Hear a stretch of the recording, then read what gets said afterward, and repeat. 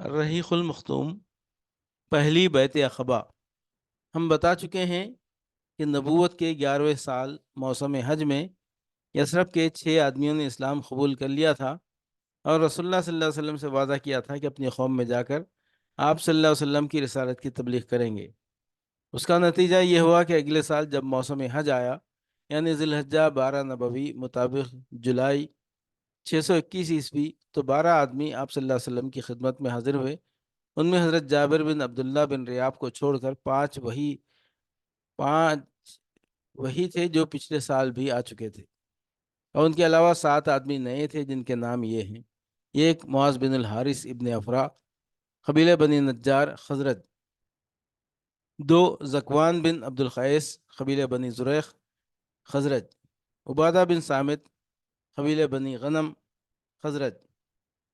4 یزید بن ثعلبہ، قبیلہ بنی غنم کے حلیف خزرج۔ عباس بن عبادہ بن نزلہ، قبیلہ بنی سالم خزرج۔ ابو الحسم بن التیحان، قبیلہ بنی عبد الاشہد اوس۔ عویم بن ساعدہ، قبیلہ بنی عمر بن اوس۔ ان میں صرف اخیر کے 2 آدمی قبیلہ اوس سے تھے، بقیہ سب کے سب قبیلہ خزرج سے تھے۔ ان لوگوں نے رسول اللہ صلی اللہ علیہ وسلم سے مینا میں اخبا کے پاس ملاقات کی اور آپ صلی اللہ علیہ وسلم سے چند باتوں پر بیعت کی۔ یہ باتیں وہی تھیں جن پر آئندہ صلح حدیبیہ کے بعد اور فتح مکہ کے وقت عورتوں سے بیعت لی گئی۔ اخبا کی اس بیعت کی تفصیل صحیح بخاری میں حضرت عبادہ بن صامت رضی اللہ عنہ سے مروی ہے۔ وہ بیان کرتے ہیں کہ رسول اللہ صلی اللہ علیہ وسلم نے فرمایا، آؤ مجھ سے اس بات پر بیعت کرو کہ اللہ کے ساتھ کسی کو شریک نہ کرو گے، چوری نہ کرو گے، زنا نہ کرو گے، اپنی اولاد کو قتل نہ کرو گے، اپنے ہاتھ پاؤں کے درمیان سے گھڑ کر کوئی بہتان نہ لاؤ گے، اور کسی بھلی بات میں میری نافرمانی نہ کرو گے۔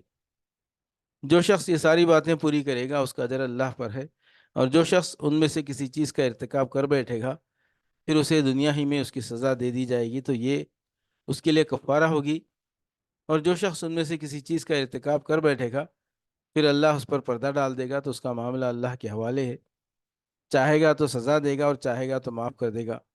حضرت عبادہ رضی اللہ عنہ فرماتے ہیں کہ ہم نے اس پر آپ صلی اللہ علیہ وسلم سے بیعت کی۔ مدینہ میں اسلام کا سفیر۔ بیعت پوری ہو گئی اور حج ختم ہو گیا تو نبی صلی اللہ علیہ وسلم نے ان لوگوں کے ہمراہ یثرب میں اپنا پہلا سفیر بھیجا تاکہ وہ مسلمانوں کو اسلامی احکام کی تعلیم دے اور انہیں دین کے در و بست سکھائے، اور جو لوگ اب تک شرک پر چلے آ رہے ہیں ان میں اسلام کی اشاعت کرے۔ نبی صلی اللہ علیہ وسلم نے اس سفارت کے لیے سابقین اولین میں سے ایک جوان کا انتخاب فرمایا جس کا نام نامی اور اسم گرامی مصعب بن عمیر عبدری رضی اللہ عنہ ہے۔ قابل رشک کامیابی۔ حضرت مصعب بن عمیر رضی اللہ عنہ مدینہ پہنچے تو حضرت اسد بن زرارہ رضی اللہ عنہ کے گھر نزول فرما ہوئے۔ پھر دونوں نے مل کر اہل یثرب میں جوش و خروش سے اسلام کی تبلیغ شروع کر دی۔ حضرت مصعب مخری کے خطاب سے مشہور ہوئے۔ مخری کے معنی ہے پڑھانے والا۔ اس وقت معلم اور استاد کو مخری کہتے تھے۔ تبلیغ کے سلسلے میں ان کی کامیابی کا ایک نہایت شاندار واقعہ یہ ہے کہ ایک روز حضرت اسد بن زرارہ رضی اللہ عنہ انہیں ہمراہ لے کر بنی عبد الاشحل اور بنی ظفر کے محلے میں تشریف لے گئے، اور وہاں بنی ظفر کے ایک باغ کے اندر مرخ نامی ایک کنویں پر بیٹھ گئے۔ ان کے پاس چند مسلمان بھی جمع ہو گئے۔ اس وقت تک بنی عبد الاشحل کے دونوں سردار یعنی حضرت سعد بن معاذ اور حضرت اسید بن حضیر مسلمان نہیں ہوئے تھے بلکہ شرک ہی پر تھے۔ انہیں جب خبر ہوئی تو حضرت سعد نے حضرت اسید سے کہا کہ ذرا جاؤ اور ان دونوں کو جو ہمارے کمزوروں کو بیوقوف بنانے آئے ہیں ڈانٹ دو اور ہمارے محلے میں آنے سے منع کر دو، چونکہ اسد بن زرارہ میری خالہ کا لڑکا ہے اس لیے تمہیں بھیج رہا ہوں، ورنہ یہ کام میں خود انجام دے دیتا۔ اسید نے اپنا حربہ اٹھایا اور ان دونوں کے پاس پہنچے۔ حضرت اسد نے انہیں آتا دیکھ کر حضرت مصعب سے کہا، یہ اپنی قوم کا سردار تمہارے پاس آ رہا ہے، اس کے بارے میں اللہ سے سچائی اختیار کرنا۔ حضرت مصعب نے کہا، اگر یہ بیٹھا تو اس سے بات کروں گا۔ اسید پہنچے تو ان کے پاس کھڑے ہو کر سخت سست کہنے لگے، بولے تم دونوں یہاں کیوں آئے ہو؟ تم دونوں ہمارے یہاں کیوں آئے ہو؟ ہمارے کمزوروں کو بیوقوف بناتے ہو۔ یاد رکھو، اگر تمہیں اپنی جان کی ضرورت ہو تو ہم سے الگ ہی رہو۔ حضرت مصعب نے کہا، کیوں نہ آپ بیٹھیں اور کچھ سنیں؟ اگر کوئی بات پسند آ جائے تو قبول کر لیں، پسند نہ آئے تو چھوڑ دیں۔ حضرت اسید نے کہا، بات منصفانہ کہہ رہے ہو۔ اس کے بعد اپنا حربہ گاڑ کر بیٹھ گئے۔ اب حضرت مصعب نے اسلام کی بات شروع کی اور قرآن کی تلاوت فرمائی۔ ان کا بیان ہے کہ بخدا ہم نے حضرت اسید کے بولنے سے پہلے ہی ان کے چہرے کی چمک دمک سے ان کے اسلام کا پتہ لگا لیا۔ اس کے بعد انہوں نے زبان کھولی تو فرمایا، یہ تو بڑا ہی عمدہ اور بہت ہی خوب تر ہے۔ تم لوگ کسی کو اس دین میں داخل کرنا چاہتے ہو تو کیا کرتے ہو؟ انہوں نے کہا، آپ غسل کر لیں، کپڑے پاک کر لیں، پھر حق کی شہادت دیں، پھر 2 رکعت نماز پڑھیں۔ انہوں نے اٹھ کر غسل کیا یا کپڑے پاک کیے، کلمہ شہادت ادا کیا اور 2 رکعت نماز پڑھی۔ پھر بولے، میرے پیچھے ایک اور شخص ہے، اگر وہ تمہارا پیروکار بن جائے تو اس کی قوم کا کوئی آدمی پیچھے نہ رہے گا، اور میں اس کو ابھی تمہارے پاس بھیج رہا ہوں۔ اشارہ حضرت سعد بن معاذ کی طرف تھا۔ اس کے بعد حضرت اسید نے اپنا حربہ اٹھایا اور پلٹ کر حضرت سعد کے پاس پہنچے۔ وہ اپنی قوم کے ساتھ محفل میں تشریف فرما تھے۔ حضرت اسید کو دیکھ کر بولے، بخدا میں کہہ رہا ہوں کہ یہ شخص تمہارے پاس جو چہرہ لے کر آ رہا ہے، یہ وہ چہرہ نہیں ہے جسے لے کر گیا تھا۔ پھر جب حضرت اسید محفل کے پاس آن کھڑے ہوئے تو حضرت سعد نے ان سے دریافت کیا کہ تم نے کیا کیا؟ انہوں نے کہا، میں نے ان دونوں سے بات کی تو واللہ مجھے کوئی حرج تو نظر نہیں آیا، ویسے میں نے انہیں منع کر دیا ہے اور انہوں نے کہا ہے کہ ہم وہی کریں گے جو آپ چاہیں گے۔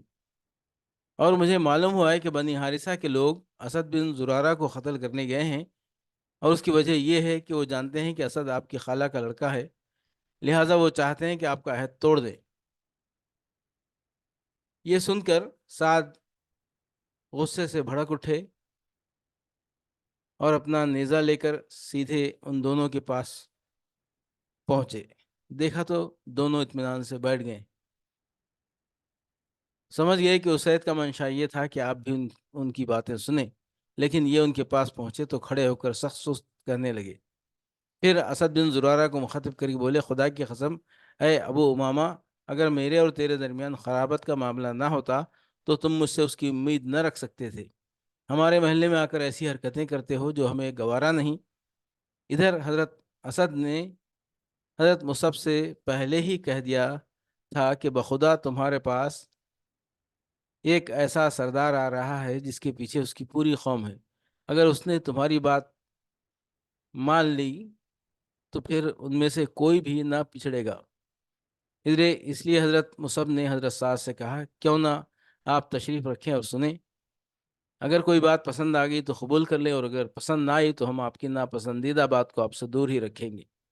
حضرت سعد نے کہا، انصاف کی بات کہتے ہو۔ اس کے بعد اپنا نیزہ گاڑ کر بیٹھ گئے۔ حضرت مصعب نے ان پر اسلام پیش کیا اور قرآن کی تلاوت کی۔ ان کا بیان ہے کہ ہمیں حضرت اسد کے بولنے سے حضرت سعد کے بولنے سے پہلے ہی ان کے چہرے کی چمک دمک سے ان کے اسلام کا پتہ لگ گیا۔ اس کے بعد انہوں نے زبان کھولی اور فرمایا، تم لوگ اسلام لاتے ہو تو کیا کرتے ہو؟ انہوں نے کہا، آپ غسل کر لیں، کپڑے پاک کر لیں، پھر حق کی شہادت دیں، پھر 2 رکعت نماز پڑھیں۔ حضرت سعد نے ایسا ہی کیا۔ اس کے بعد اپنا نیزہ اٹھایا اور اپنی قوم کی محفل میں تشریف لائے۔ لوگوں نے دیکھتے ہی کہا، ہم بخدا کہہ رہے ہیں کہ حضرت سعد جو چہرہ لے کر گئے تھے اس کے بجائے دوسرا ہی چہرہ لے کر پلٹے ہیں۔ پھر جب حضرت سعد اہل مجلس کے پاس آ کر رکے تو بولے، اے بنی عبد الاشہل، تم لوگ اپنے اندر میرا معاملہ کیسا جانتے ہو؟ انہوں نے کہا، آپ ہمارے سردار ہیں، سب سے اچھی سوجھ بوجھ کے مالک، اور ہمارے سب سے بابرکت پاسبان ہیں۔ انہوں نے کہا، اچھا تو سنو، اب تمہارے مردوں اور عورتوں سے میری بات چیت حرام ہے جب تک کہ تم لوگ اللہ اس کے رسول صلی اللہ علیہ وسلم پر ایمان نہ لاؤ۔ ان کی اس بات کا یہ اثر ہوا کہ شام ہوتے ہوتے اس قبیلے کا کوئی بھی مرد اور کوئی بھی عورت ایسی نہ بچی جو مسلمان نہ ہو گئی ہو۔ صرف ایک آدمی جس کا نام اسیرم تھا، اس کا اسلام جنگ احد تک مؤخر ہوا۔ پھر احد کے دن اس نے اسلام قبول کیا اور جنگ میں لڑتا ہوا کام آ گیا۔ اس نے ابھی اللہ کے لیے ایک بھی سجدہ نہ کیا تھا۔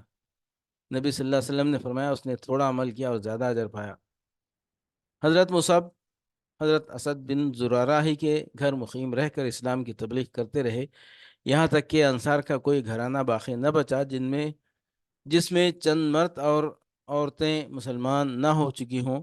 صرف بنی امیہ بن زید اور ختمہ اور وائل کے مکانات باقی رہ گئے تھے۔ مشہور شاعر قیس بن اسلط انہی کا آدمی تھا اور یہ لوگ اسی کی بات مانتے تھے۔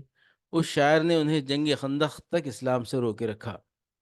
بہرحال اگلے موسم حج یعنی 13ویں سال نبوت کا موسم حج آنے سے پہلے حضرت مصعب بن عمیر رضی اللہ عنہ کامیابی کی بشارتیں لے کر رسول اللہ صلی اللہ علیہ وسلم کی خدمت میں مکہ تشریف لائے اور آپ صلی اللہ علیہ وسلم کو قبائل یثرب کے حالات، ان کی جنگی اور دفاعی صلاحیتوں اور خیر کی لیاقتوں کی تفصیلات سنائیں۔